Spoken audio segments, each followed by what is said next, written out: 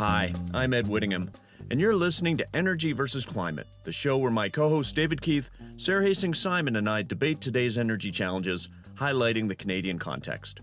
On February 13th, we recorded a live webinar with Petra Dolada, an associate professor in the Department of History at the University of Calgary. Our topic was the history of energy transitions and what lessons we can apply from past ones to our current energy transition. David, Sara, and I really enjoyed the conversation, and we hope you do too. Here's the show.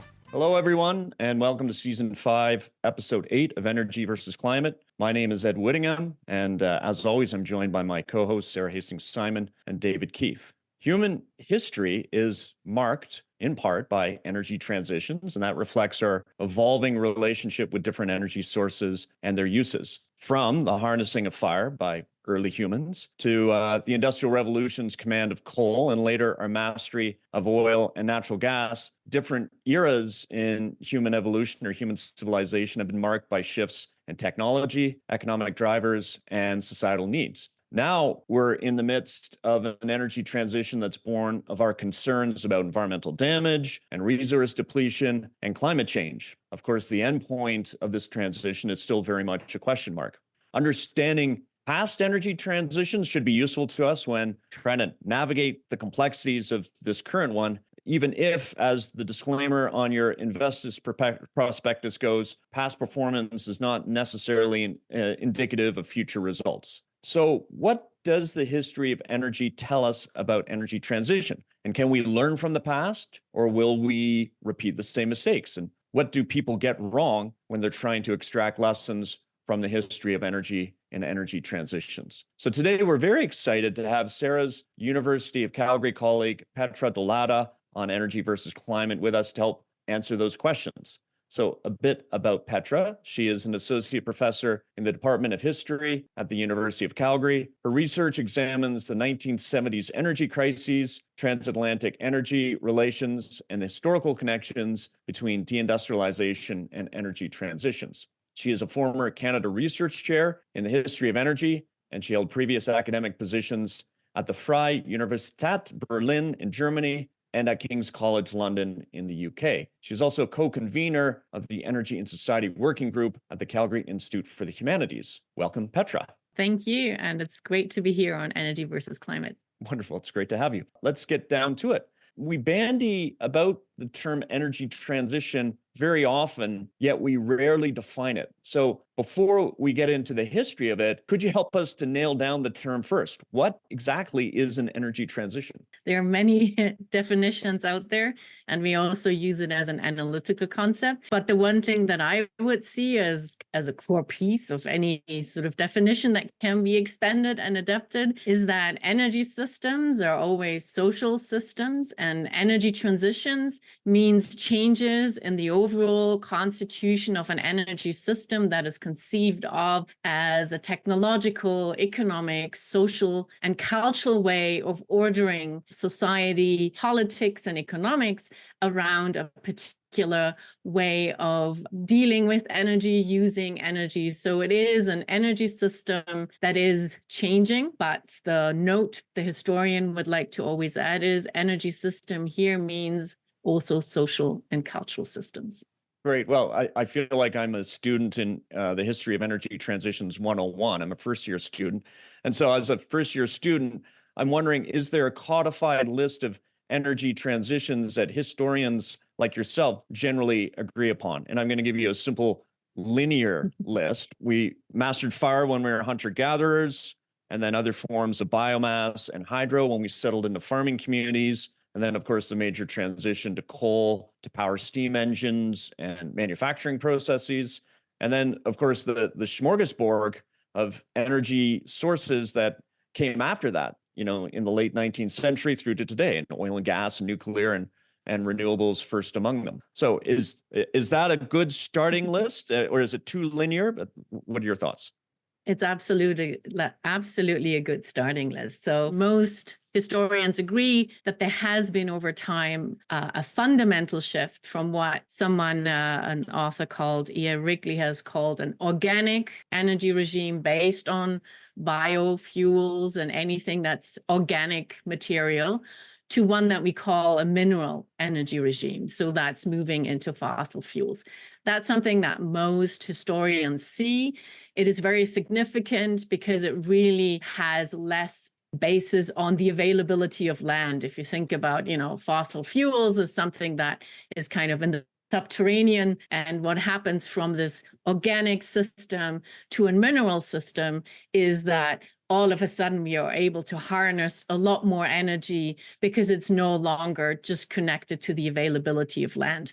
If you think about, forests, you can either use them for construction of houses or agriculture if you actually clear the forest, or you use the wood for energy. That always limited on how much you can sustain on the basis of energy. There are other ways to look at it. There's, for example, environmental historian J.R. McNeill, who rather looks at somatic energy systems to extrasomatic energy systems. So those systems that are really based on just human power, muscle power, and then move into something that is outside the human body. There are very intricate ways of looking at this. I mean, Václav Smil, who is not a historian, but has very much influenced our discussions, the geographer.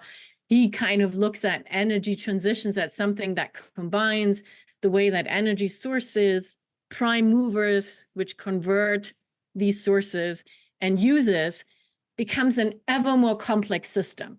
So if we go back thousands of years, it was, one energy source, sort of a human prime mover, essentially, our muscles translate that into one single use for this. And what has happened over time is that we get more energy sources, we get more intricate prime movers, which move to animate powers, think oxen, horses, and all these, to inanimate prime movers, mechanical, wind power, water power, even sails, these kind of thing, kinetic, to something that is much more complicated or technologically supported. And we also have multiple uses of energy where it's very early on, it's sustaining us with food, it's heating, it becomes more and more complex as we move on. The last one that I think most historians agree is that we need to be very careful whether we talk about substitutions, additions, rather than transitions, because one of the easy things to forget is that while there might be changes in the share of particular energy sources in an overall energy mix, at the same time, we may also increasingly use energy. So that's kind of two historical stories that you need to bring together. We move towards an increasingly high energy society, while at the same time, the share of certain energy forms changes. So what this means is that a famous single fuel energy transition from coal to oil, which is something that, in the mid-20th century, a lot of Western countries went through, it's not really a substitution because it's not that in absolute terms co-production dipped. What happened is that we used more and more energy for more and more uses, and at the same time, it was more oil was used in terms of the shares, but we never really stopped producing coal or using coal. So this is the thing for a historian that makes it so fascinating, because at different levels of time, if you will, that play into understanding in your very linear fashion that you proposed, the way that energy transitions proceed. So you can have energy transitions over centuries. You can also have energy transitions that are part of a lived experience. People that are affected, for example, by the switch from coal to oil.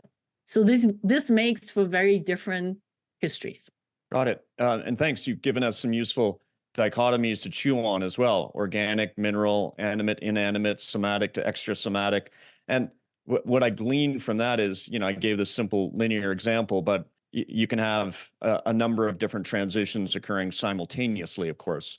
Now, how does a historian approach energy transition, and how does it differ from a historical approach that a historian would take to, say, other major developments in human civilization?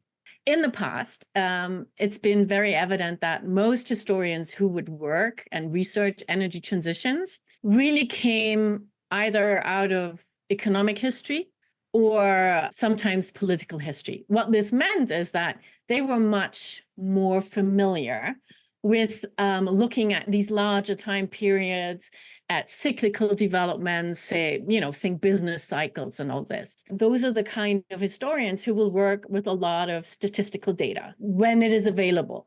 That is also the reason why we have a lot more, of course, on that sort of major switch that comes about through industrialization.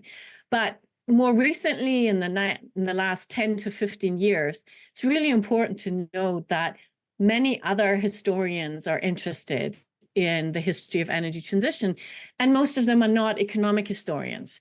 So they are much more interested either in bringing the scale down to the lived experience. So these are questions about what do energy systems look like as social systems, and how does an energy transition impact the entire social and cultural system that's based and built around a particular way of energy informing our daily lives. So those researchers who, for example, are part of the whole petrocultures sort of movement, right? Trying to understand how 20th century, 21st century societies, most of them are really defined through the use of oil, even though it's not entirely based on oil. And how is that particular culture driven by understandings and narratives and stories that are linked to that? That's one way. Or equally, we have other historians who are coming out of, say, environmental history, who even go further up the macro. So rather than looking at, these kind of economic cycles and how this will, even ideas around innovation, diffusion, they are really interested in almost deep time understandings of energy transitions. For example, as the Anthropocene, as something that, how does this impact whole civilization? You mentioned this, right? There is this idea of the use of energy really defines the kind of civilization, the possibilities that are there. It's a very long answer to your question, but it is important to realize that there are many different historical subdisciplines that will look at energy transition in a very particular way. And they differ in the timelines, they differ sometimes in the geographies, and they also differ definitely in the scale. And that is important because they will look at very different sources. Data, statistical data is only one of many sources that historians are interested in. So if you're on the micro level, what you're interested in is the lived experience. You might do oral histories even. You might try to understand, well, what did it look like being both a consumer and producer of energy, say, if you study coal mining in certain regions. So there is a very different way that historians can look at this. What they all share is to look at energy transition as an analytical term. And that's very important because we do two things with energy transition. We use it as an analytical term to kind of try and compare different time periods, different scales, but we also bring it back as what we call a source concept.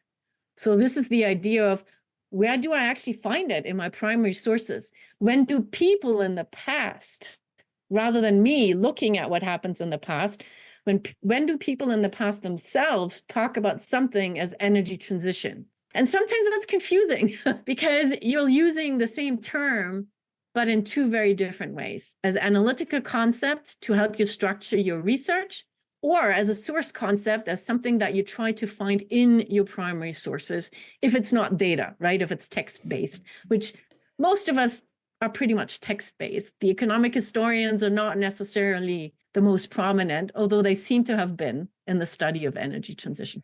Yeah, and I just wanted to make a comment on that before we kind of move on to some questions about what lessons we can draw. But I think that data point is interesting because the way that, I hear you talking about how historians approach this, I think is very different from the way that historical information is informing the decisions that we make and the sort of trajectories that, we, or sort of the political discourse or this kind of discourse around where we might be going with our energy systems, which seems to be very dominated by that data piece. And I'm sure there's all kinds of, social scientists who can tell one better than I can about why that is. But at least in terms of what happens is that there seems to be this very intense focus on models and trying to kind of model the facts and the use of that data. And that, I think, is going to give us one type of picture around the future of energy.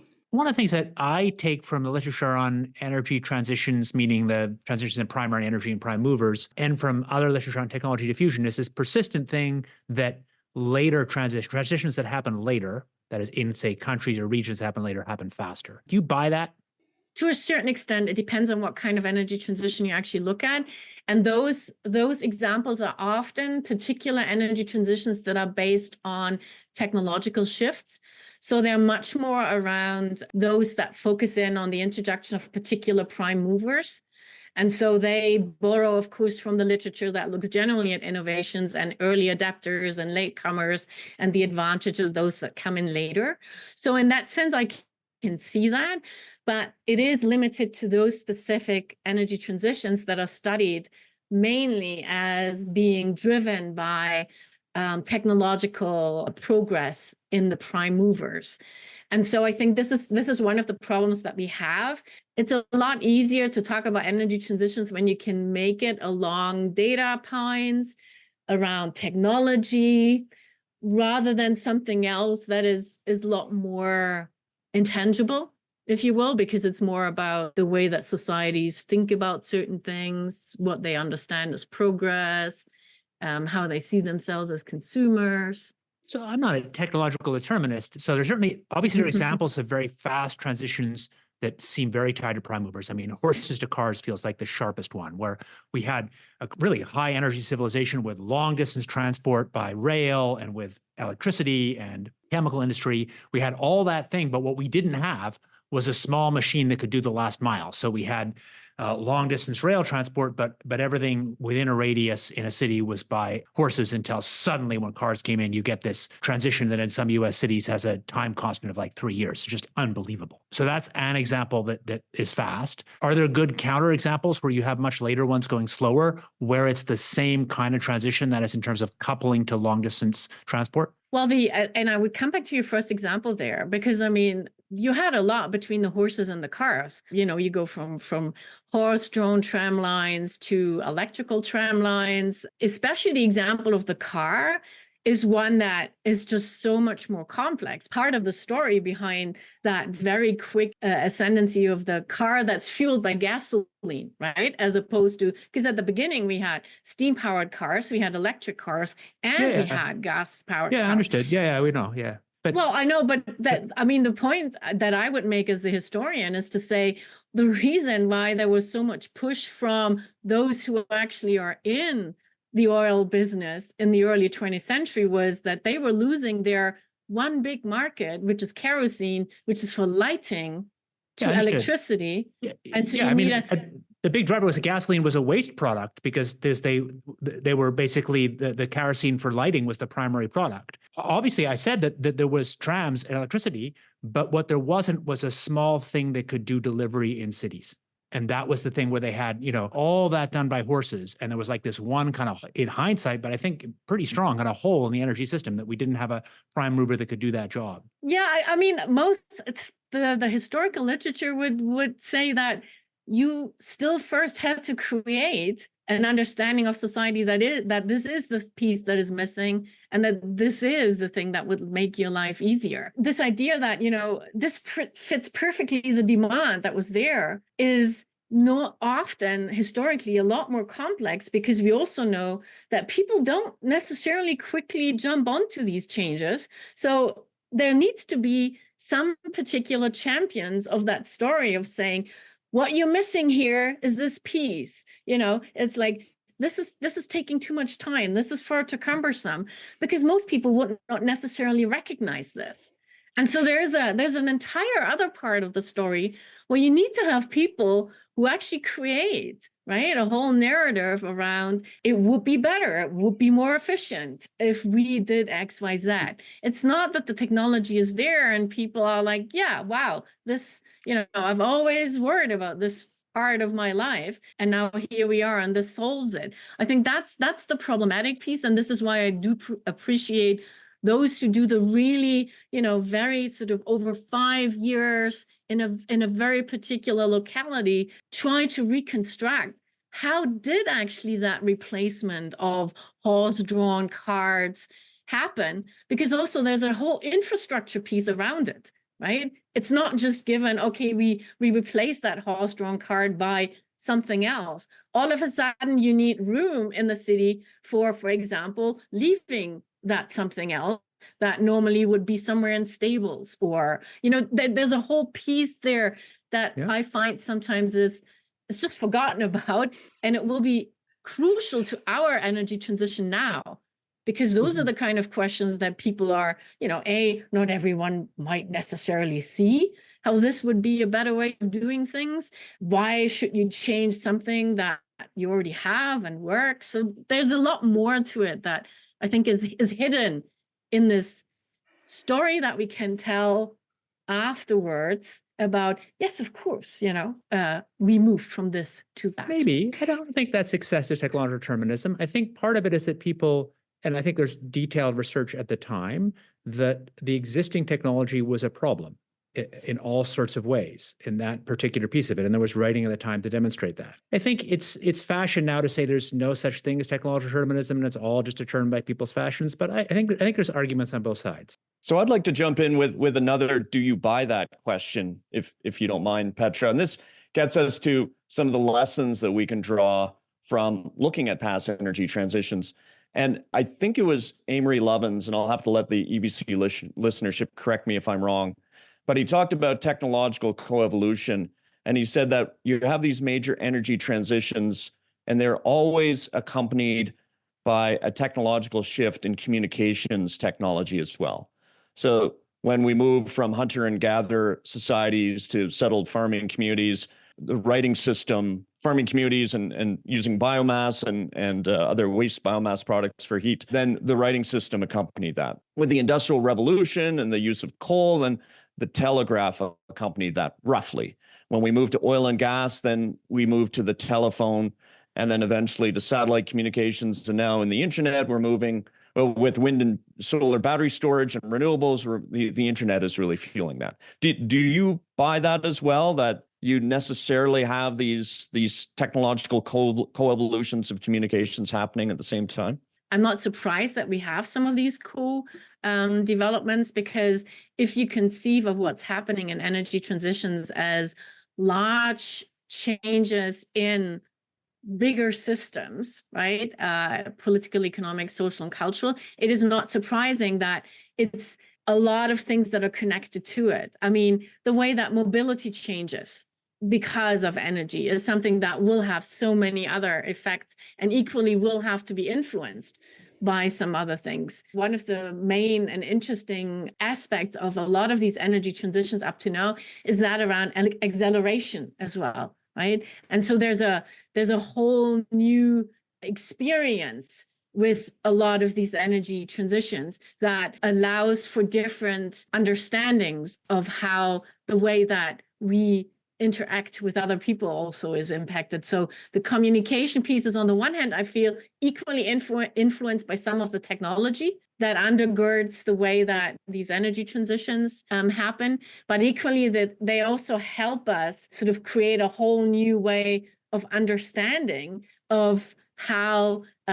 we, for example, interact and interrelate both with other people, but also with the environment. It's always difficult to comprehend what it must have been for someone who'd never been on a train, on a steam train in the 19th century, do that for the first time. And we have all these accounts, right? People writing about this, how this is just this nauseating and experiencing landscape at such a speed, which was never possible before. Just trying to imagine what this does to, trying to understand how you fit into that landscape. And these are really closely connected, I find, to some of the communication pieces. So I don't think they necessarily have to be there always together, but I'm not surprised that often they are, both because of they might share some technological innovation, but equally you need that piece as well to make sense of this new world. Some pretty good counterexamples. We were just talking about how horses to cars, but there was no big communication shift at that time. And the first transatlantic cable is in the 1850s, the same time as oil. So oil didn't influence it because it was earlier. And if you think of the recent transitions in communication, it's hard to tie them to energy transition. So I think there's a lot of counterexamples. To your point, Petra, I wonder if we can go back in time and identify the first kid that got car sick on a family car journey. Yeah, definitely changed life.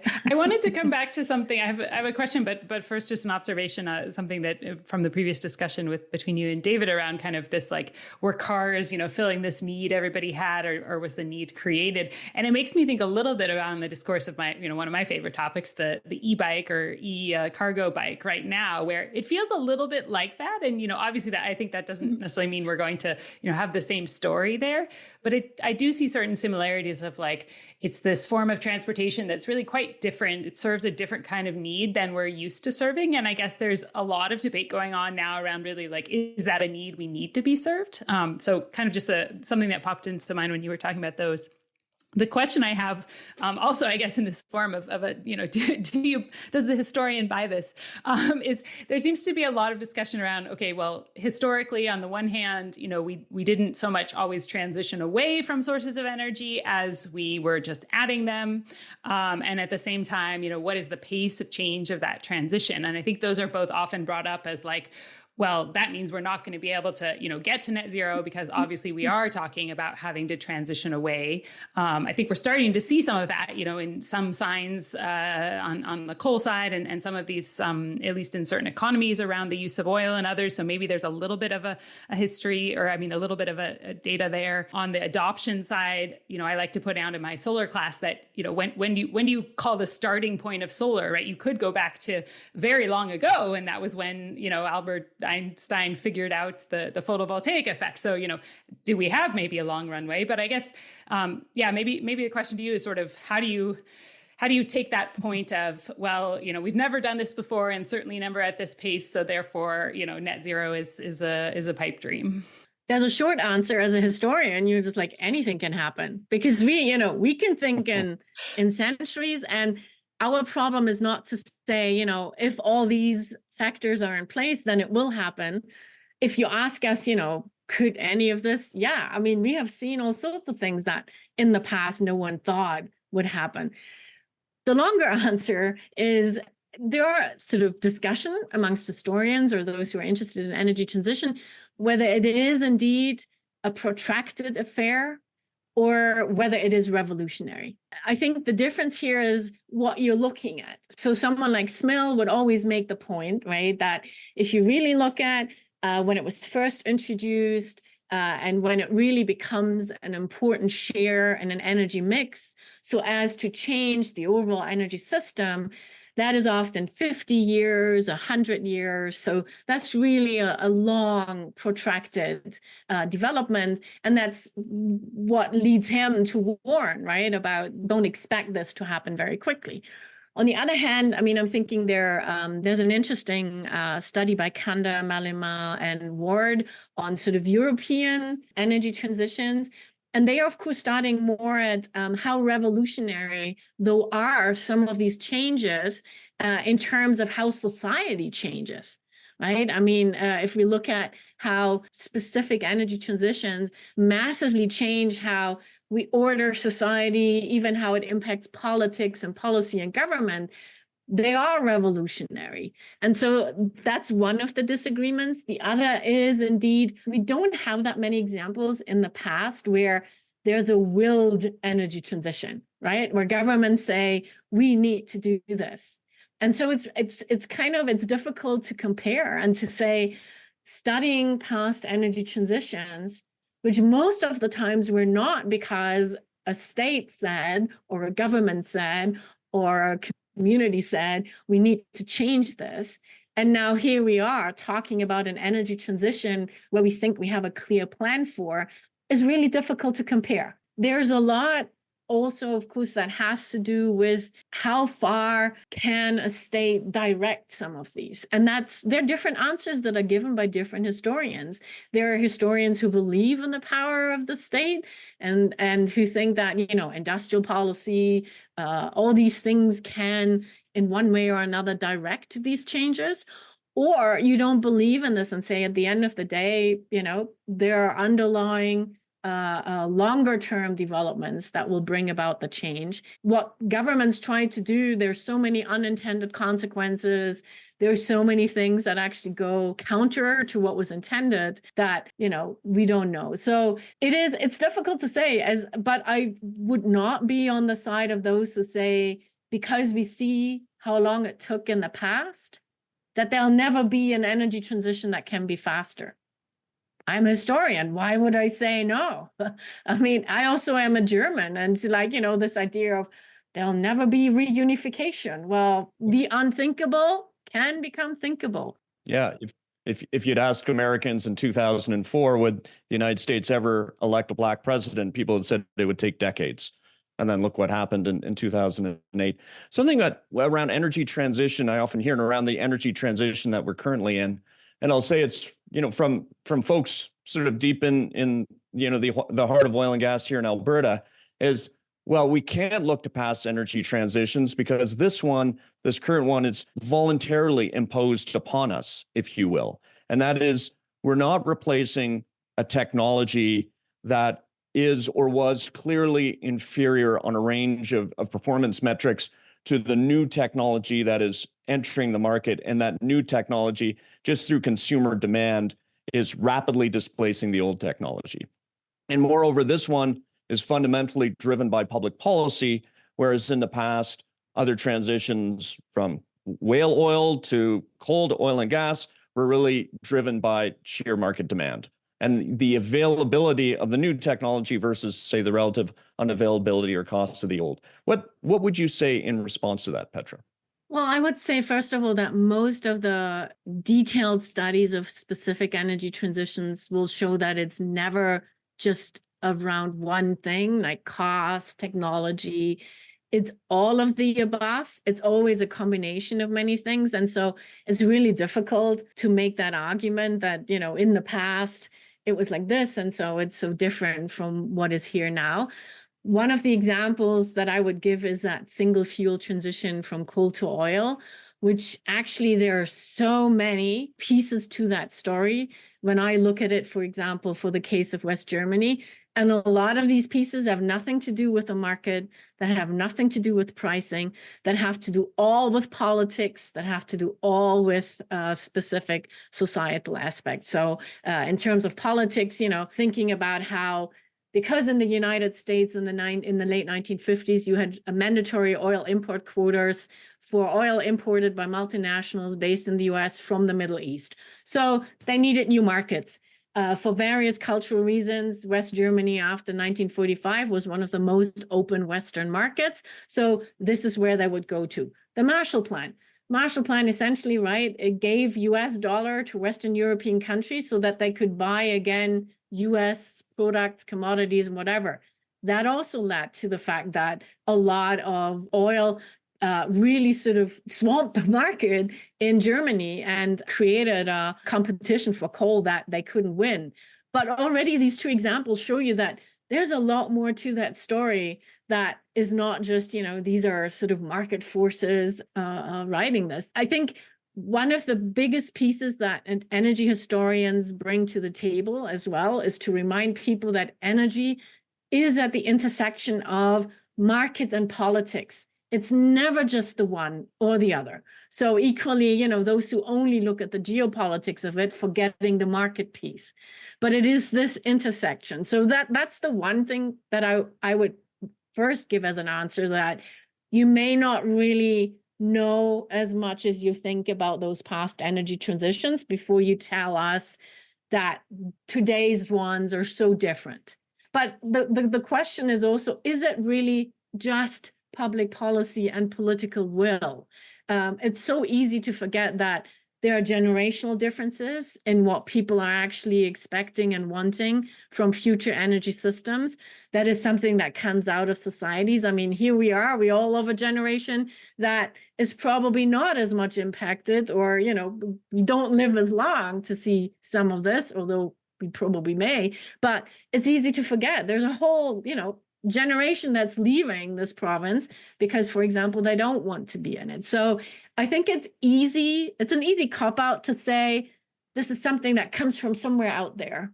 It also comes from, you know, those people who live here and now and have certain ideas about this. And that is something that we've seen in past transitions. Never will people agree on where those energy transitions should go to. And equally, we all need to remember there will always be winners and losers in energy transitions. And the difference is there a security net in place that either the state or communities themselves offer that deal with those things?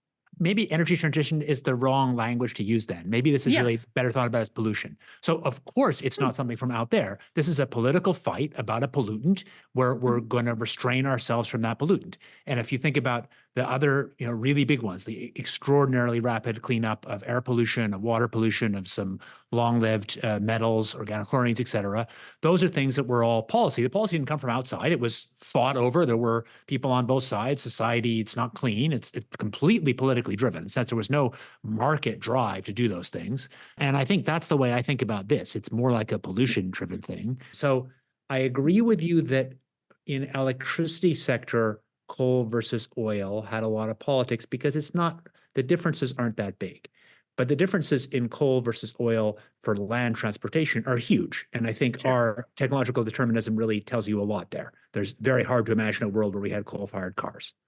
Absolutely. But I mean, transport in itself, there are other ways of organizing transport, of course, but it will also mean that you massively change the way that, for example, workplaces close to you are not, that, you know, you have certain expectations about being able to do certain things. I think that's where I absolutely agree with you.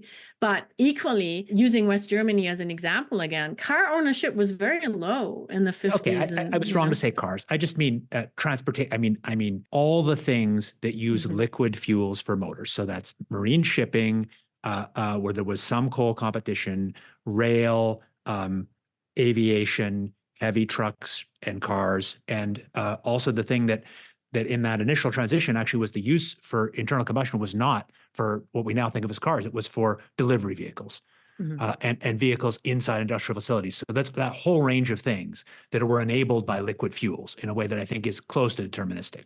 So sorry, I was wrong to get you. Oh, no. Yeah. And I think that's another piece that we often forget. And this is why it's important to come back to this idea of the high energy society. So how much of that energy use is residential versus commercial? Where do we see the changes? So this is, I think, the problem that we have as we focus in on those energy transitions. And I agree with you. I don't particularly like the term either. Yeah. And historically, we also know it really comes up in the 70s as something that we don't like to talk about energy crisis because it's so negative. So let's start talking about something that, you know, brings us to the future, and we'll talk about energy transition. Yes, there is, of course, in the long run, you can see how this is something that, while not technologically determined, but you see how everything is put in place and makes sense. What is interesting for the historian, because we like the people, the human, the individual, if we're not economic historians, is to really understand, well, how does this play out on a sort of a lived experience? And one of the really exciting things, and that might be useful for our discussions today, is that we are always complicit. So the idea of an energy system being a social system is also a reminder for us that we are part of that system, and the way that we have certain expectations and the way that we want to lead our lives makes us, right, complicit in, for example, this high energy society. And sometimes we are not even aware of this, that because also energy has become so invisible. In the early energy systems, you have to do the work. You are right beside an energy source. You see all the stuff that goes into it. Nowadays, we are often so removed. When I ask students, right, about kind of in their daily lives, what kind of energy pieces are happening, most of these we are not aware of. And so I wonder as well in discussing, the new energy transition and the Anthropocene, and not to say that, we should all change, but we need to be very aware of the very complicated, complex situation that we are in as those people who live that energy system that is defined through certain things. Yeah, Petra, the lived experience is very different if you're in Alberta and you have an acid gas pipeline crossing your land, as many rural Albertans do. I want to touch upon a bit more of your research in a term that is even less liked than energy crisis or perhaps energy transition, and that's deindustrialization. And we hear about that term. I've heard about it recently a lot, about premature deindustrialization happening in many parts of the developing world now, where people who had left rural areas, moved to cities for factory jobs, are already being displaced by AI and automation. But you've looked at, I think, not premature deindustrialization, but regular deindustrialization in the Ruhr region of Germany. I know you're touching a bit about sort of West Germany, but maybe just a minute or two on that research in particular and some of the lessons that you've drawn from it. It's interesting whether it's even might have been a premature deindustrialization because, for various reasons, this already happens in West Germany in the late 1950s. It was essentially West German coal couldn't compete with, as I mentioned, the introduction of oil, but equally also with imported US oil. US coal, which, is German coal is much deeper in the earth than US coal. Generally, the wage structure is very different than the late 1950s, still very high earners in West Germany, because they also are seen as fueling Germany's economic miracle. So for various reasons, we have the contraction of the industry already starting in 1959. And of course, deindustrialization, you can look at it in two ways. It's the contraction of industry, it's kind of the loss of production, but it's also the loss of employment. And so they don't always sort of go hand in hand. And so what I've been looking at with some other colleagues in a project on deindustrialization is to understand what happens with those many, many workers in the industry if we do see deindustrialization in a Western context. And the example of Germany that we have, and this is why I'm so fascinated by it, looking at what potentially could happen to an Alberta energy industry, is what happens to these people. And there are two things that I find really interesting that comes out of this research. First of all, you really create a political problem if people are not consulted, if people are not part of the conversation, and if people are immediately stigmatized because they stand up for their industry. We have to, whether we like that industry or not, I think we have to acknowledge there is much more related to the industry providing a job and a workplace. Identities are constructed around these industries, even beyond those who are employed by the industry. So that's one of the lessons that we've seen, that you need to bring the people to the table. You need to understand their fears, and you need to acknowledge that there's much more than it's just a job. What if we give you another job? Would that help? The second piece is in the West German case, but this is also a different time and a different country. Both what would be the provincial government and the federal government stepped in and really kind of smoothed that transition. So there was realization that there'll be a lot of people who will no longer have jobs in that industry. So what should happen? On the macro level, for example, new industries were attracted, still in manufacturing. So car manufacturers, Nokia in the 90s, the telephone, that was brought to the region, of course, with subsidies, right? I mean, you're competing with other locations in the world. The second piece was that education became a priority. So our region, the Ruhr region, didn't have universities. That was not, it was an industrial conurbation. So universities was founded.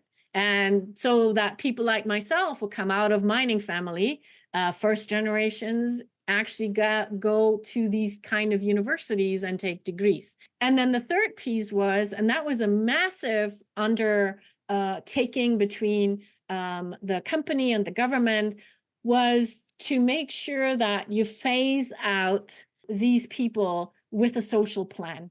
So my dad stopped working at age 53, but he didn't lose his payment. A lot of the younger generations were retrained, and that was all paid for by the government. So for a lot of people, they look towards West Germany as an example that worked, where a whole industry was transitioned out, but without creating the problems that you may have seen in the northern regions of the UK or elsewhere. The caveat is, it worked in Germany and it worked at the time.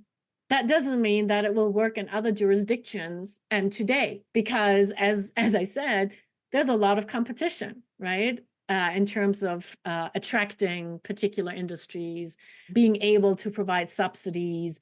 Also, there's globalization. Most of these countries entered WTO. There are certain rules, with the exception of an escape clause where you can use national security arguments.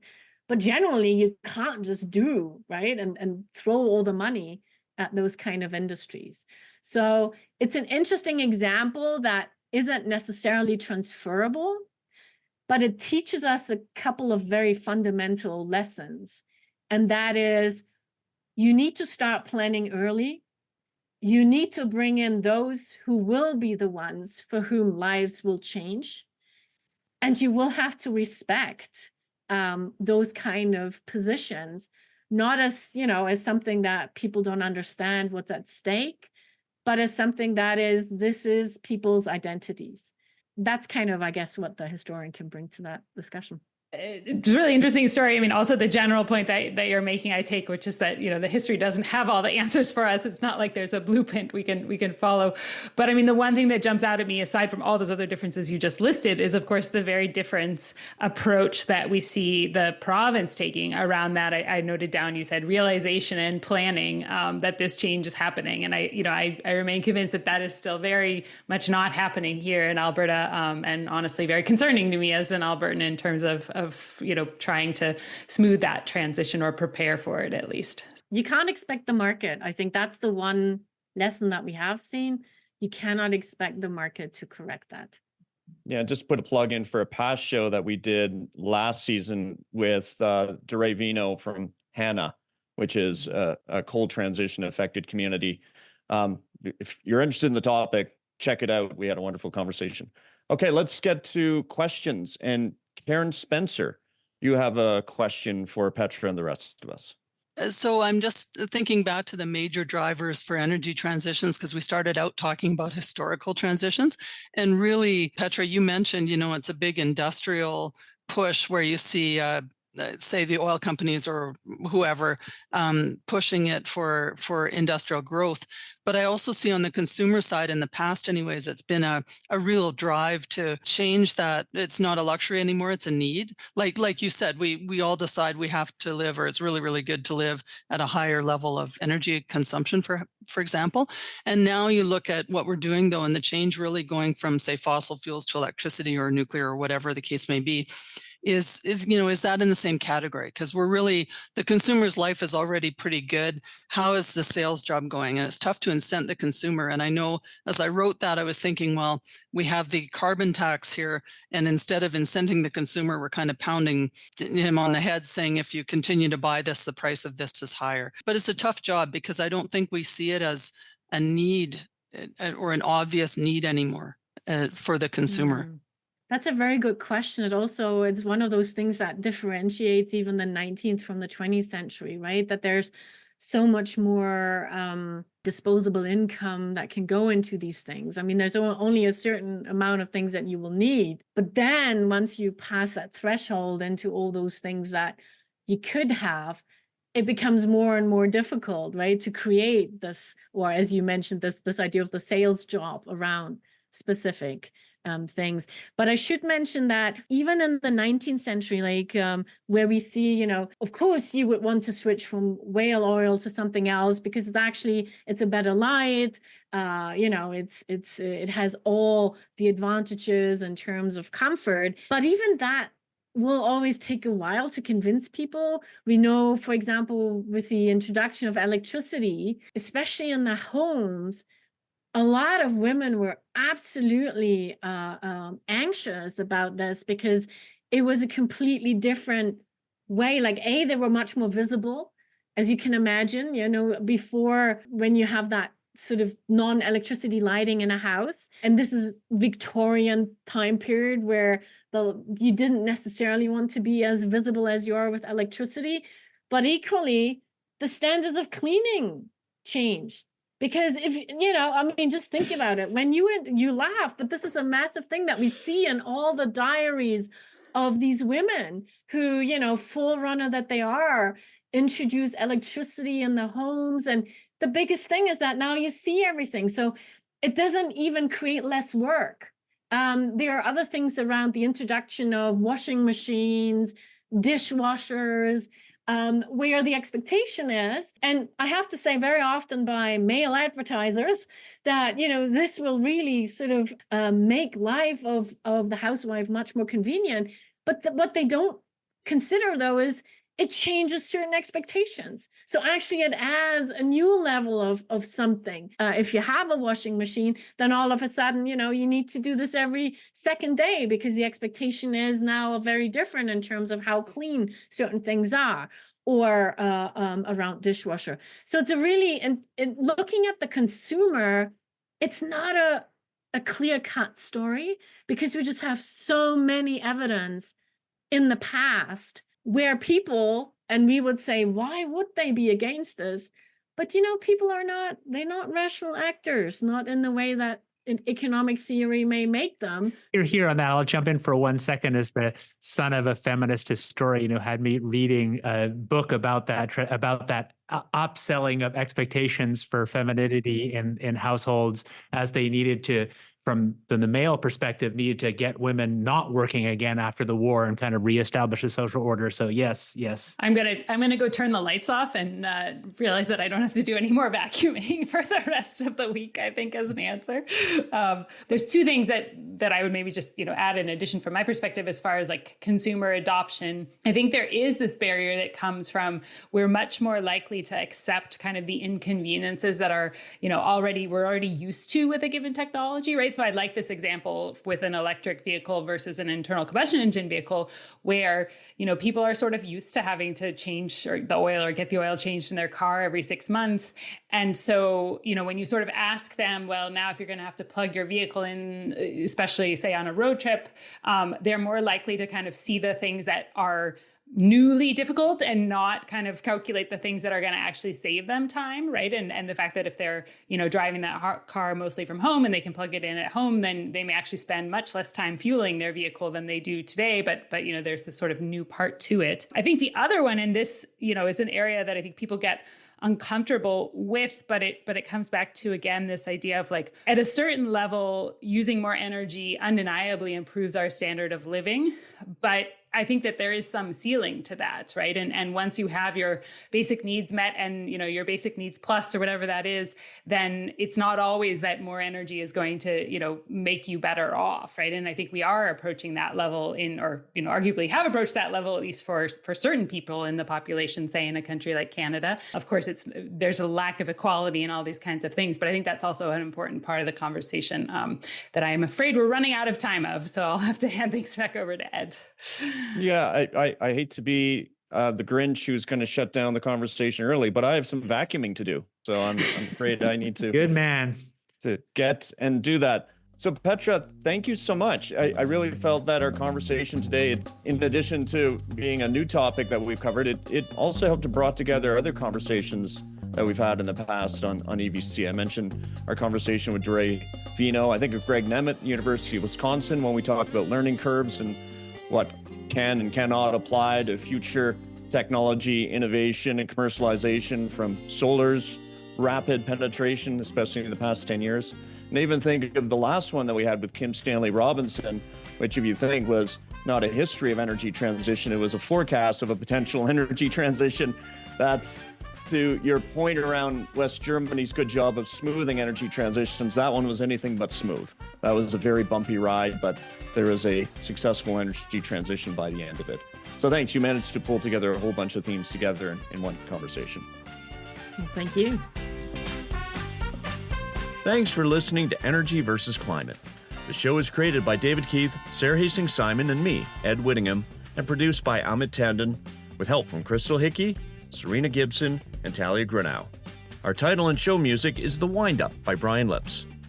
This season of Energy versus Climate is produced with support from the University of Calgary's Office of the Vice President, Research, and the university's Global Research Initiative. Further support comes from the Trottier Family Foundation, the North Family Foundation, and our generous listeners. Sign up for updates and exclusive webinar access at energyversusclimate.com and review and rate us on your favorite podcast platform. This helps new listeners to find the show. We'll be back in early March with a show looking at heavy oil production in Canada's oil sands with special guest Dr. Andrew Leach of the University of Alberta. See you then.